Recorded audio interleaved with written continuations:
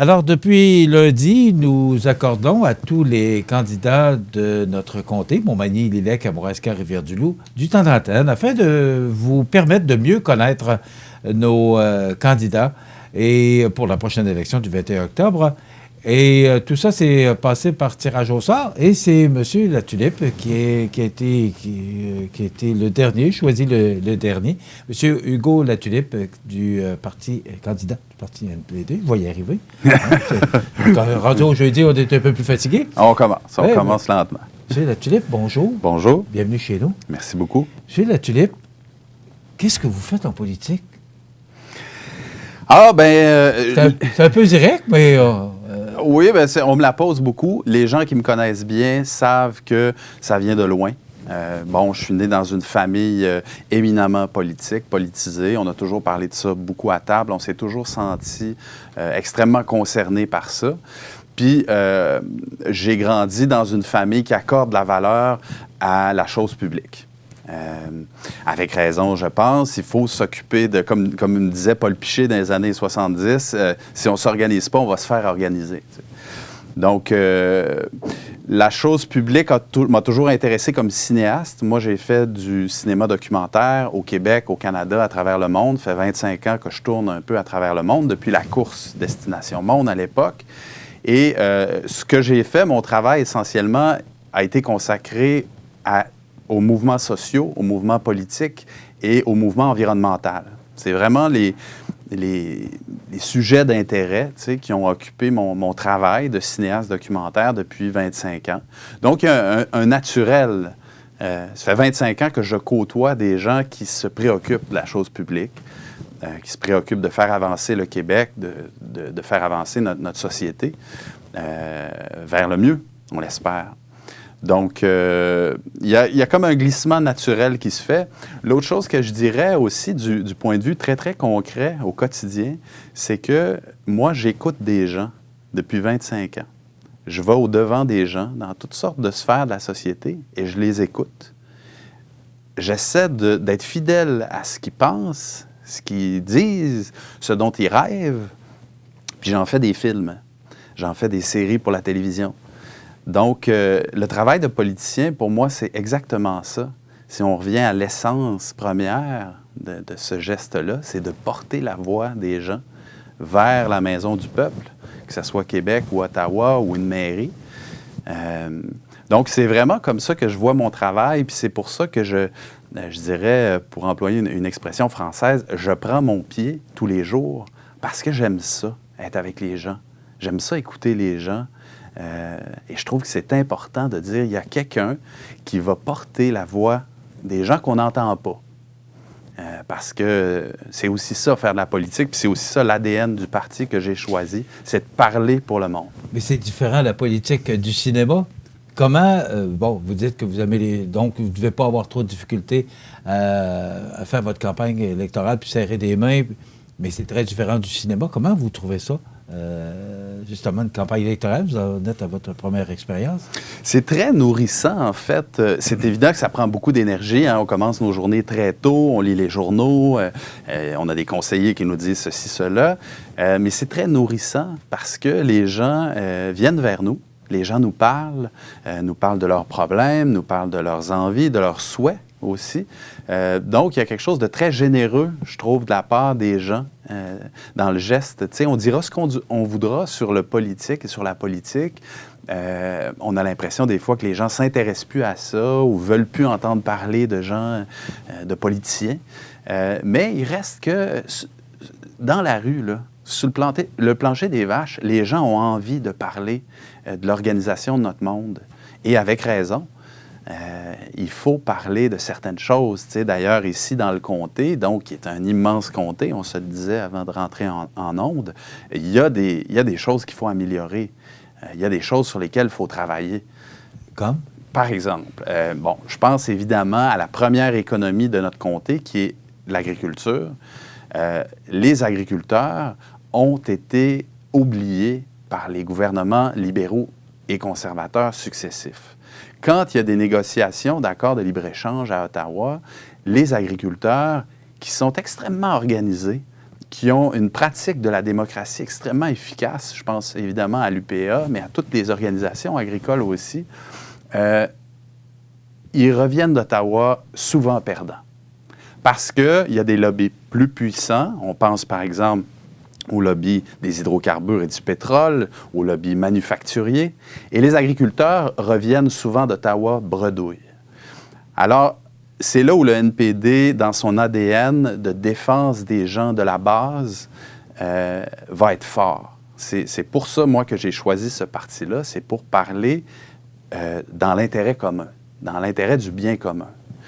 Donc, moi, je vais... Est-ce que vous parlez entre autres de la gestion de l'offre? C'est certain, la gestion de l'offre, c'est une... Parce que on en parle beaucoup de la gestion de l'offre. C'est ça qu'il faut parler. Les agriculteurs ont perdu beaucoup au niveau de la gestion de l'offre. Oui. Qu'est-ce que le NPD ou vous réalisez faire à cet effet-là? C'est qu'on perd de la corde tout le temps. La gestion de l'offre, on diminue nos standards de plus en plus. Justin Trudeau ou Stephen Harper, avant lui, ont toujours donné de la corde. La gestion de l'offre, c'est une chose, mais au-delà de ça, moi, je dirais, il faut défendre de manière globale l'agriculture, une perspective sur l'agriculture, une vision de l'agriculture. Ici, au Québec, on a toujours résisté à des visions industrielles de l'agriculture. Il faut continuer dans ce sens-là. Il faut favoriser l'économie locale et régionale, les marchés locaux. Et ça va tout à fait dans le sens du cœur du sujet sur lequel je fais campagne, c'est-à-dire de réduire nos émissions de gaz à effet de serre. On est rendu là comme société. L'économie elle-même va nous demander ça, de faire cette transition-là, ce virage-là. Donc, ça s'applique aussi à l'agriculture, ça s'applique à tous les secteurs sur lesquels de transactions, si je peux dire. Il va falloir apprendre à transiger autrement sur la Terre.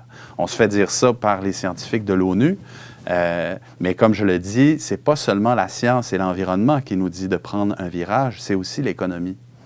Puis là-dessus, je pense que le Québec, qui est une société social-démocrate, qui ressemble beaucoup aux sociétés du nord de l'Europe, qui sont très riches, qui sont des économies comparables, on a beaucoup à apprendre de ces gens-là. Moi, j'ai beaucoup voyagé dans le nord de l'Europe.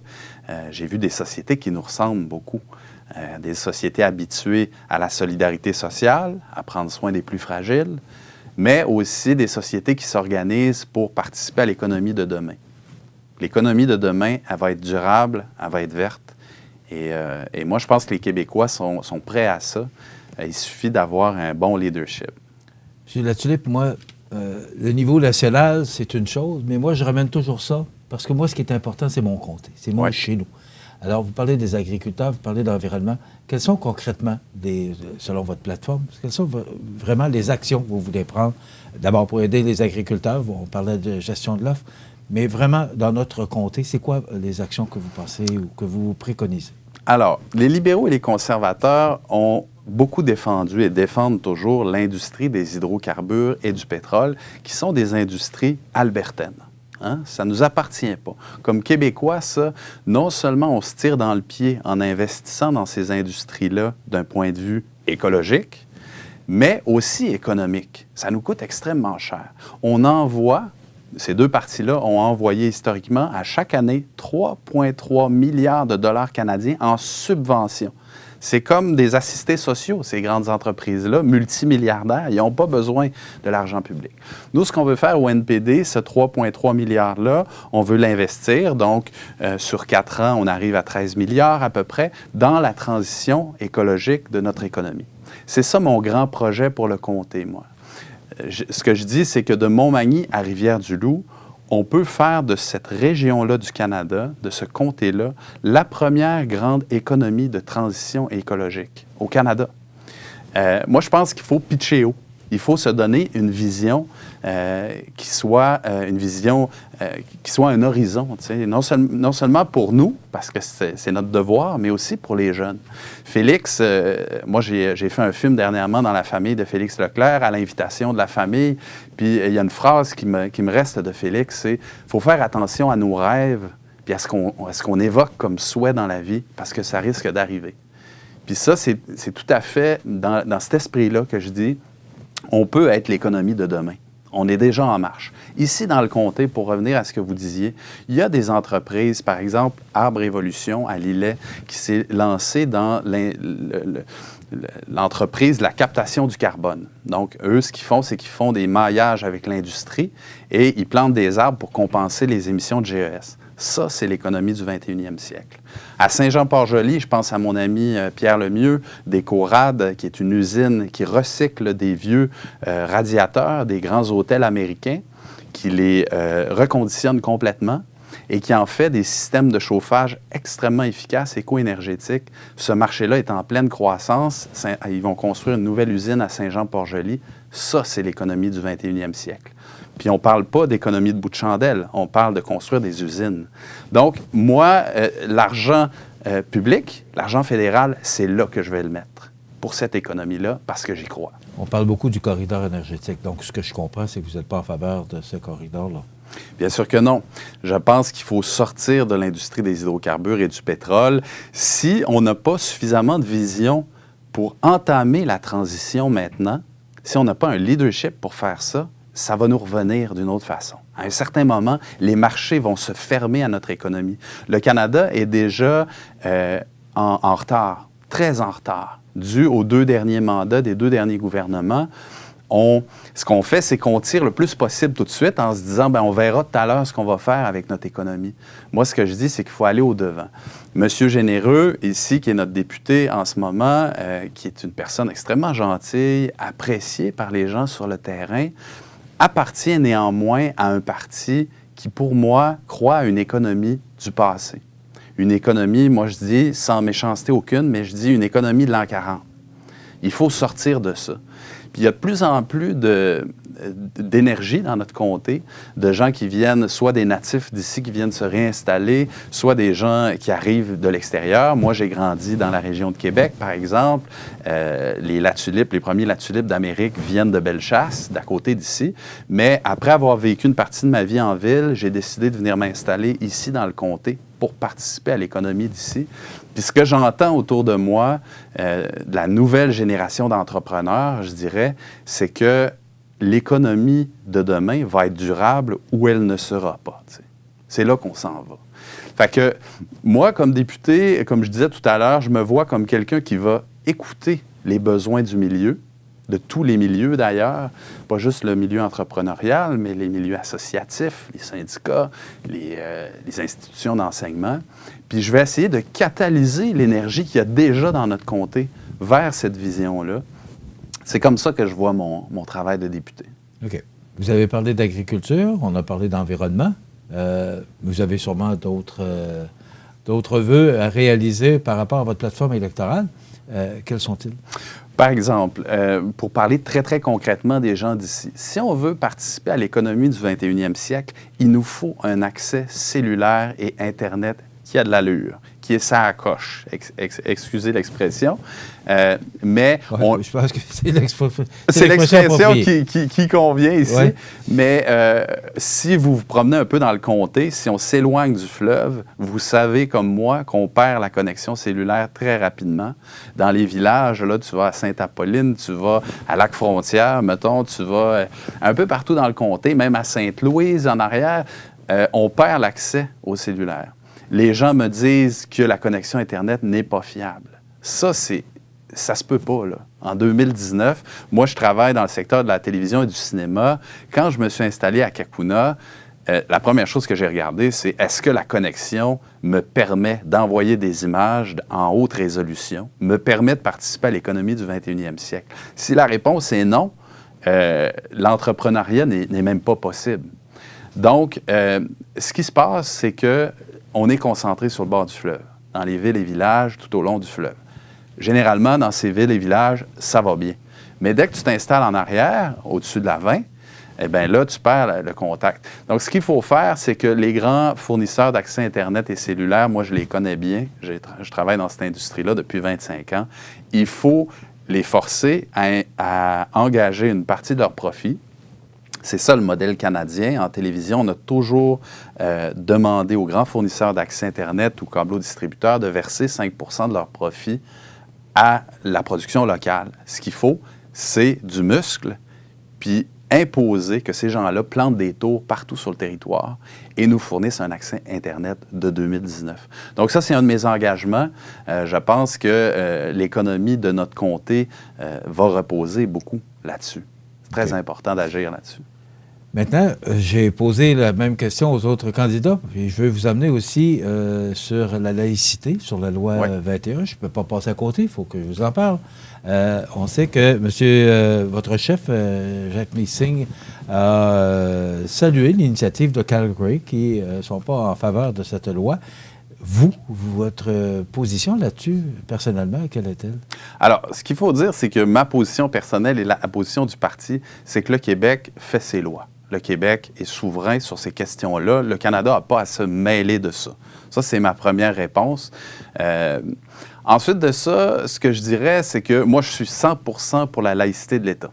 D'abord, il n'y a aucun doute dans mon esprit que la laïcité, c'est central au Québec, c'est sacré, on ne reviendra pas là-dessus. Après, les différends, et on en fait beaucoup d'émoi, tu sais, mais la conversation là, qu'on doit avoir, elle doit être nuancée. Parce qu'il y a toutes sortes de nuances, il y a toutes sortes de zones de gris dont il faudrait parler.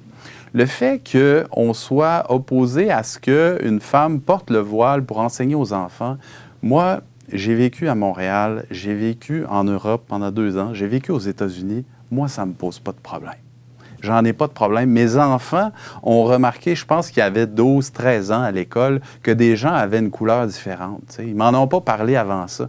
Si nos enfants grandissent dans une société du 21e siècle, puis que nous, comme adultes, on n'est pas en train de leur transmettre qu'il y a des différences entre les races ou les nations, ils ne découvriront pas eux-mêmes. On est tous semblables, on est tous humains. Donc, moi, j'ai une position de grande ouverture là-dessus, tout en étant extrêmement ferme sur la laïcité. T'sais.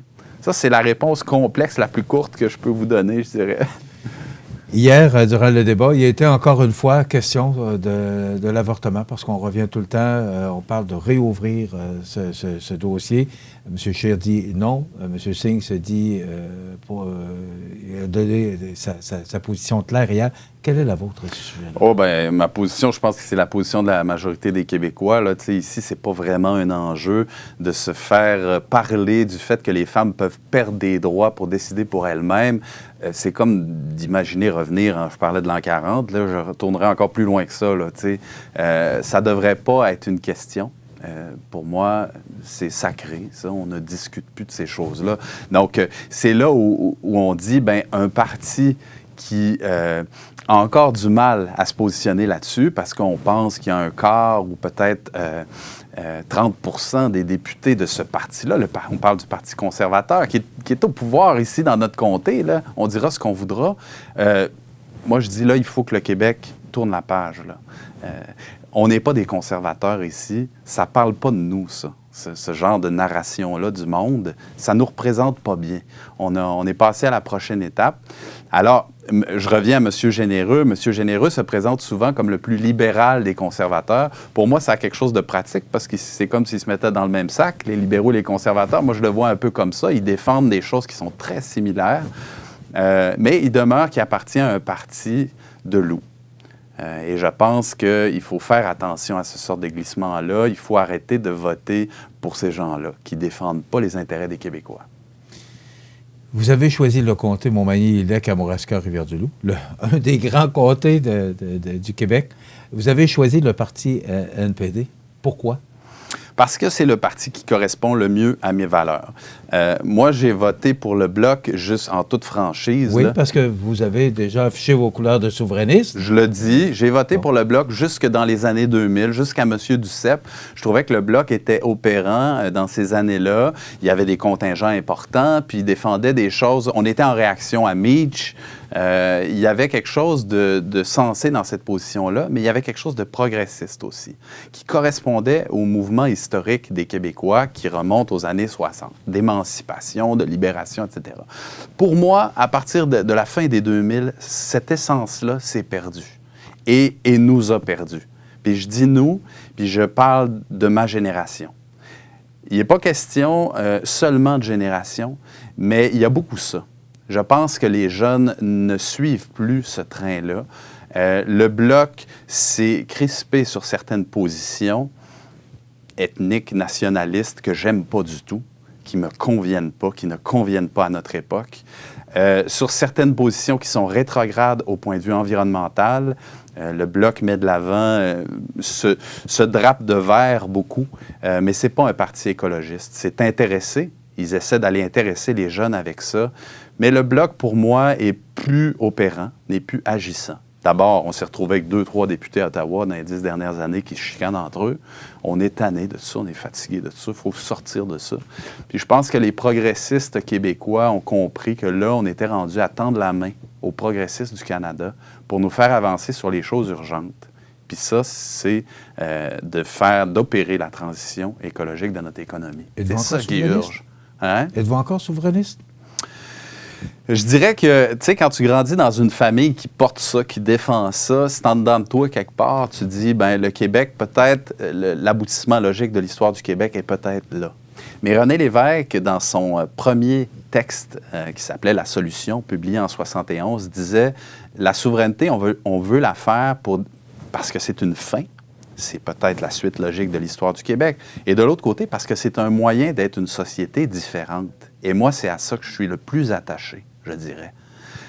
Et le Bloc, et d'ailleurs le Parti québécois non plus, ne porte plus ça.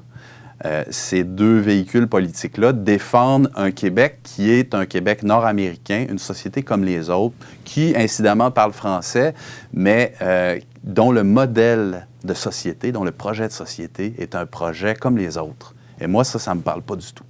Moi, je suis un écologiste. Je pense qu'il faut mettre des limites, non seulement parce que la vie est menacée, mais aussi parce que j'ai envie d'appartenir à une économie moderne. Et je ne vois pas ça dans le Bloc. D'ailleurs, Yves-François Blanchette, quand il était ministre de l'Environnement, a permis le forage à Anticosti. Et après, on peut bien dire qu'on est un environnementaliste. Pour moi, c'est du gros n'importe quoi, là.